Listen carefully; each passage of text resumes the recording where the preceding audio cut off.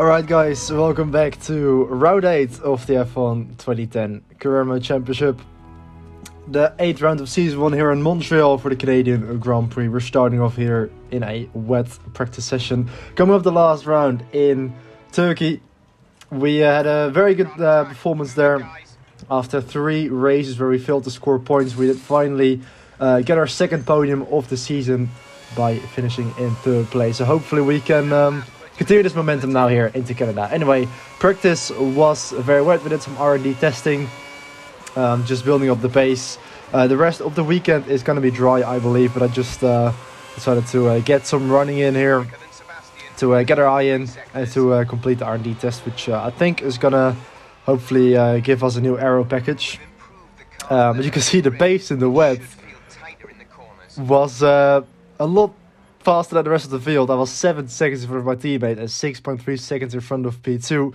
But I was fast for the time here. You can see that the times were improving a lot, and I started tumbling back down through the order because the track was drying up. So yeah, it didn't really matter that much.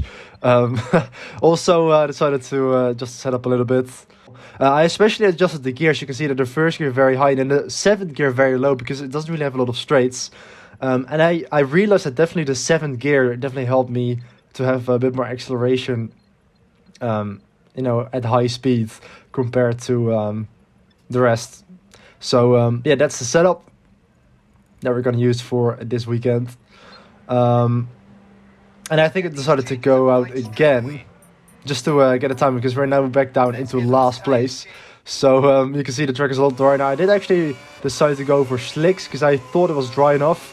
There are still a couple of wet patches around the track, but it has dried up substantially now. Mark Webber is quickest with a 1:18.405, 7 seconds quicker than our wet lap. You can see straight away in Sector 1 I was improving by 2 seconds. And as when I skipped to the end of the lap, I managed to do a 1:19.2, 6.699 seconds quicker, up to 7th place, 8 tenths behind Mark Webber. So that's already a lot better. And on my 6th lap here in practice, got a bit of slip from there next to the final corner. Managed to sharpen my time a little bit again, 1:17.4, that's a lot better. And I was quick enough for the fast lap, as I got caught up behind Karun Chandok there a little bit. But I think that was pretty much where I left it for practice. But it was nice to actually get some dry running in, because the rest of the weekend is going to be dry as well. So I did manage to prepare for the limit as well. As we go on the outside of Chandok, I accidentally take him out, so I'm very sorry about that. I was pretty lucky not to get a penalty there. Yes, congratulations. That's the end of the session. Fantastic first place in practice. Brilliant. Let's keep this momentum up for qualifying. And let's indeed keep this momentum up for qualifying, because we're definitely starting off strongly here in FP1. This is now qualifying, first lap of the session. Of course, we did have a bit of time in practice to get used to the dry track. And you can see actually Buemi gave me a little bit of slipstream there, which was very nice there on the back straight. I did have to overtake him on the inside, which might have compromised my line just a little bit, but I think it actually maybe helped me a little bit there to have that slight breeze of slipstream on the back straight. As we're now catching up to Nico Rosberg as well, although he pulls out of the way there, so I can't really get his slipstream.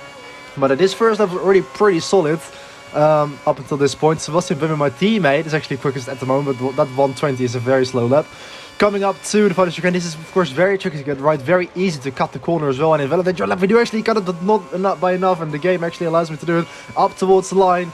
It's going to be a 1:50.222, and that is actually 3.4 seconds faster than Justin Button, currently in 2nd place. And in the end, that was good enough for pole position. Paul, that's Paul. Congratulations, that was a fantastic qualifying session. Yeah.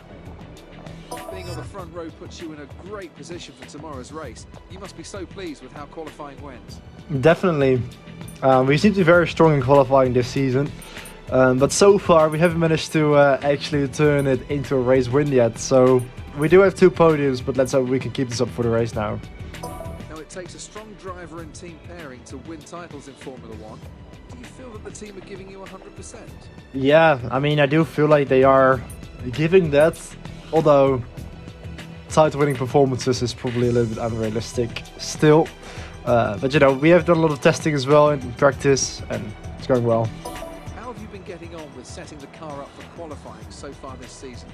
Well, yeah, we're not really having too many issues, and the setup has seemed to be pretty good for most of the races. You know, either building the setups myself or looking them up.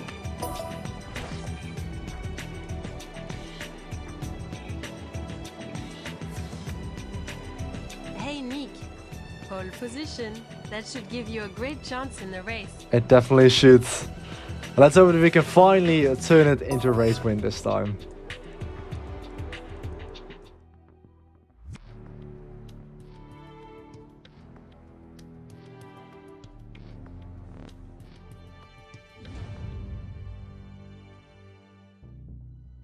So, starting in pole position, this is our 5th pole of the season, but so far we only have had a 2nd and a 3rd place and no race win just yet. The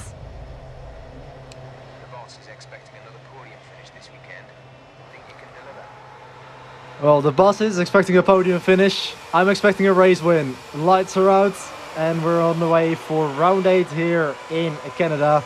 Already off to pretty much a perfect start there. We maintained leading to zone 1. We actually managed to eke out quite a gap. I did cut the corner a little bit in turn 2, but all the other cars behind us seemed to lose a lot of time there in turn 1 because they were going side by side. So that has allowed me to escape a little bit here as we close off the first sector here on lap 1. Already about a 1.2 second lead over Sebastian Vettel and the other Red Bull of Mark Webber behind him.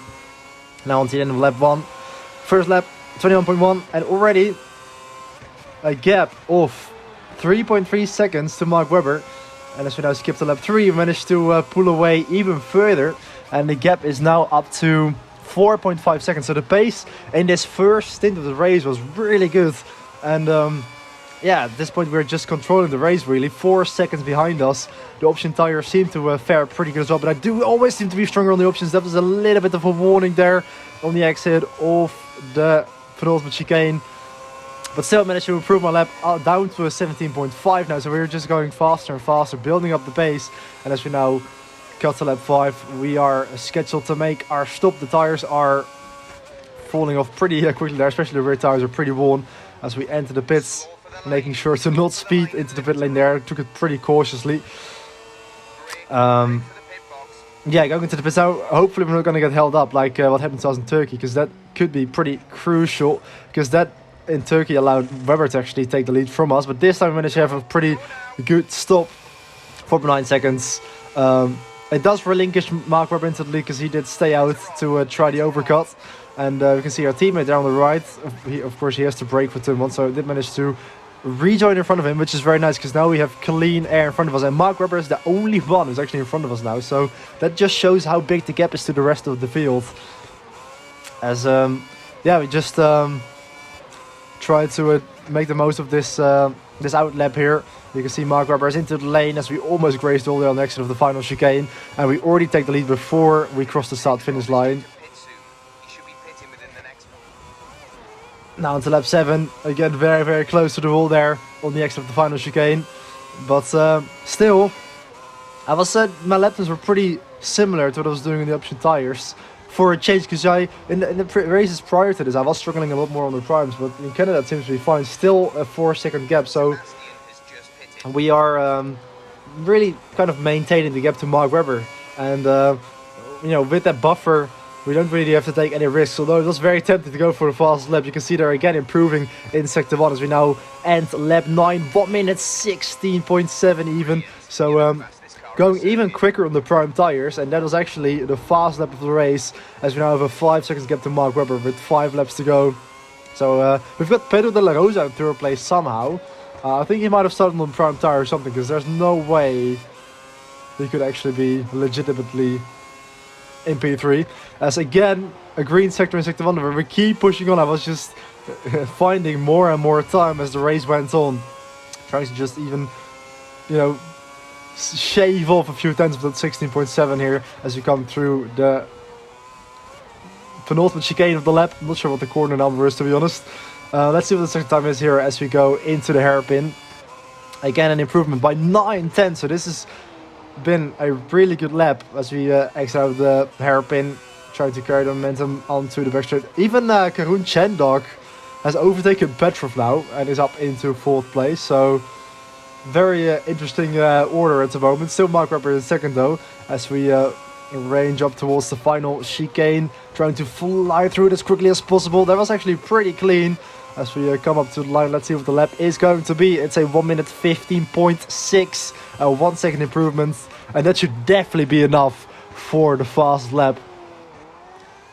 As we've only got 3 laps remaining, 7.607 seconds to Mark Webber. So if we don't make any major mistakes, we have got this race win in the bag. Rosso has gone for a new set of the option tyres for his next stint. As has fitted the softer compound. De La Rosa finally pits to a set of soft tires. So, yeah. Okay, that might have just been the warning I needed. Massive backend loss there on the exit of the 2nd chicane. And after that, I just backed off. There's no need to take any risks. We now cut to the final lap. Tire wear pretty good. Only yellow on the rear tires, so the tires held out really well. We still have a 6-second gap to Mark Webber, so we have absolutely controlled this race. We started in the pole position. We've led for pretty much the entire race, apart from our outlap when Mark Webber briefly took the lead. But it's just been an absolutely perfect weekend. Rounding the final corner, it's our first win in F1 2010 here in the Canadian Grand Prix, and hopefully it's the first of many.